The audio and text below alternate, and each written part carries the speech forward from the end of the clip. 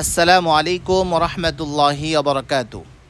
সুধী দর্শক মণ্ডলী, এই বছর হজের পরে আবারও উমরা চালু হয়ে গিয়েছে এবং পুরা বিশ্ব থেকেই ধর্মপ্রাণ মুসলমানগণ উমরার উদ্দেশ্যে মক্কায় গিয়ে উপস্থিত হচ্ছেন। আজকে আমরা আপনাদেরকে উমরার একটি সংক্ষিপ্ত ভিডিও উপস্থাপন করার চেষ্টা করব ইনশাআল্লাহ। দেখতে পাচ্ছেন হাজী সাহেবরা কাবা শরীফের বাহিরের চত্বরে, মসজিদে হারামের বাহিরের চত্বরে রয়েছেন। মক্কায় গিয়ে উপস্থিত হওয়ার পরে সবাই দ্রুত চলে যান মসজিদে হারামে উমরার কার্যক্রম শুরু করার জন্য। হাজী সাহেবরা এখানে এসে মসজিদে হারামে প্রবেশ করে কাবা চত্বরে চলে যান।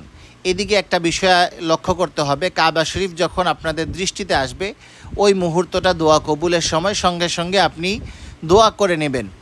যেই দোয়া আপনার প্রয়োজন কাবা শরীফ দেখার সাথে সাথে আপনারা দোয়া করে নেবেন। হাজী সাহেবরা কাবা শরীফ দেখে দোয়া করে ওনারা চলে যান কাবা শরীফের যে হজরে আসওয়াদের যে কোণাটা রয়েছে সেই কর্নারে হাজী সাহেবরা চলে যান। আমরা এখন ভিতরে যাব। এই যে দেখতে পাচ্ছেন আল্লাহর ঘর বাইতুল্লাহ শরীফ, কাবা শরীফ আপনাদের সামনে।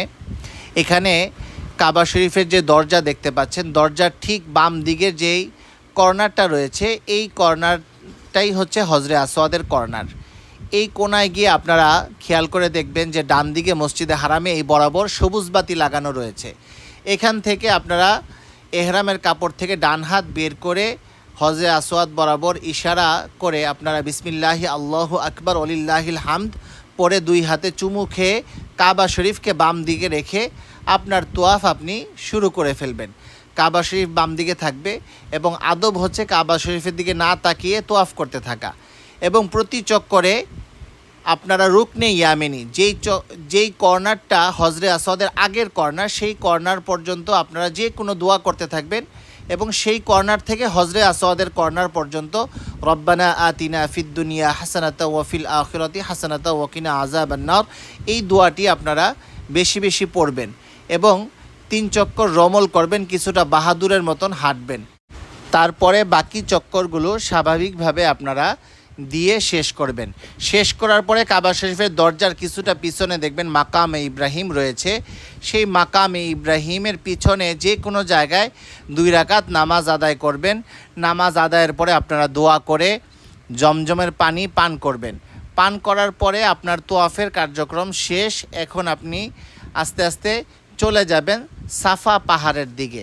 দেখবেন যে লেখা রয়েছে টু মাসা যেখানে লেখা রয়েছে ঠিক সেদিকে গেলে আপনি সাফা পাহাড় পেয়ে যাবেন। দর্শক মণ্ডলী, এই যে আমরা সাফা পাহাড়ে চলে এসেছি। এখান থেকেও কাবা শরীফ দেখা যায় খুব কাছাকাছি বাইতুল্লাহ থেকে।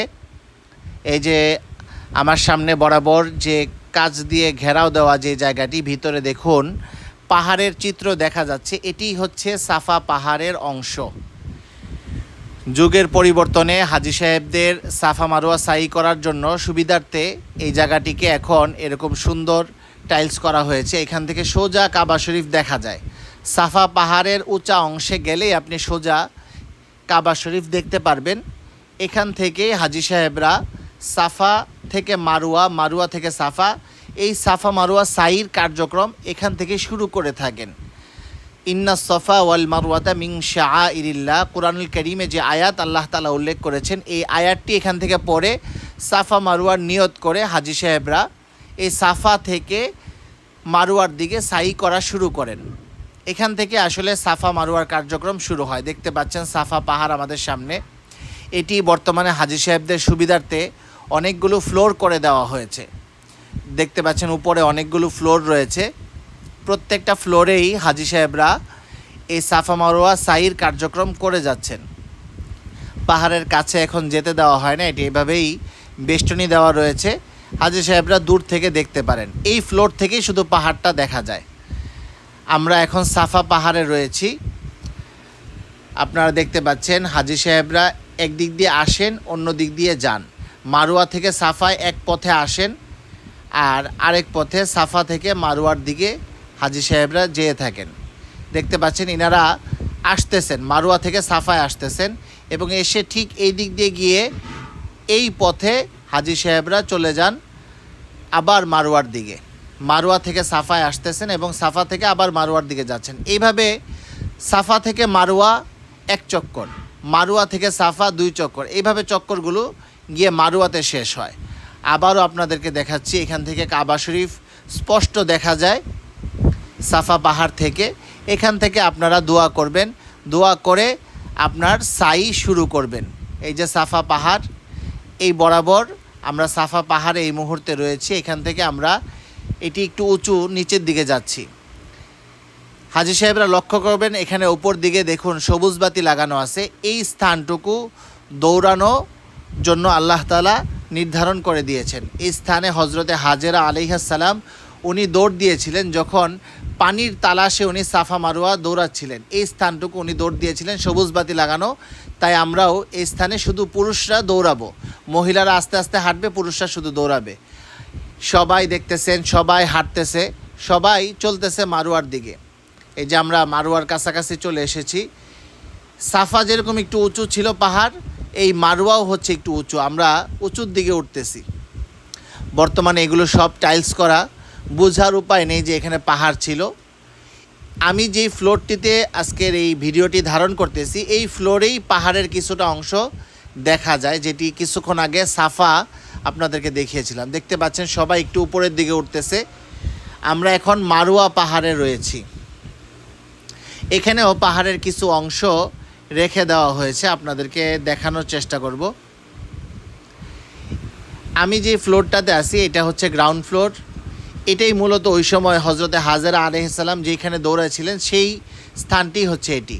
বর্তমানে এটার উপরে নিচে বিভিন্ন ফ্লোর করা হয়েছে। দেখতে পাচ্ছেন দর্শক, এটি হচ্ছে মারোয়া পাহাড়ের অংশ। মারোয়া পাহাড়ের অংশ এখানে রেখে দেওয়া হয়েছে। আর এই যে দেখুন উপরের যে ফ্লোরগুলো, কয়েকটা ফ্লোর উপরে রয়েছে।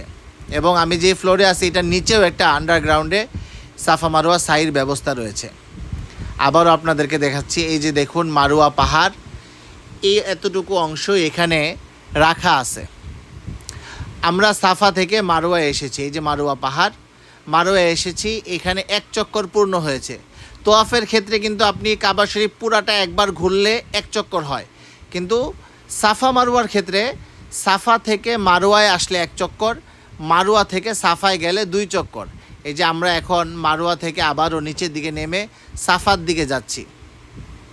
এই যে আমরা সাফার দিকে যাচ্ছি, আপনাদেরকে বলেছিলাম যে সবুজ বাতি, সাফা থেকে মারোয়া যাওয়ার সময় যেরকম সবুজ বাতির নিচে পুরুষরা দৌড় দিয়েছিলেন, ঠিক এখানেও মারোয়া থেকে সাফায় যাওয়ার সময় যেই জায়গাটাতে হজরতে হাজেরা আলাইহিস সালাম দৌড় দিয়েছিলেন, এইখানটাতেও এই যে দেখতে পাচ্ছেন সবুজ বাতি লাগানো রয়েছে। এই অংশটুকু পুরুষরা দৌড় দিবে স্বাভাবিকভাবে, আর মহিলারা আস্তে আস্তে এই জায়গা অতিক্রম করবে।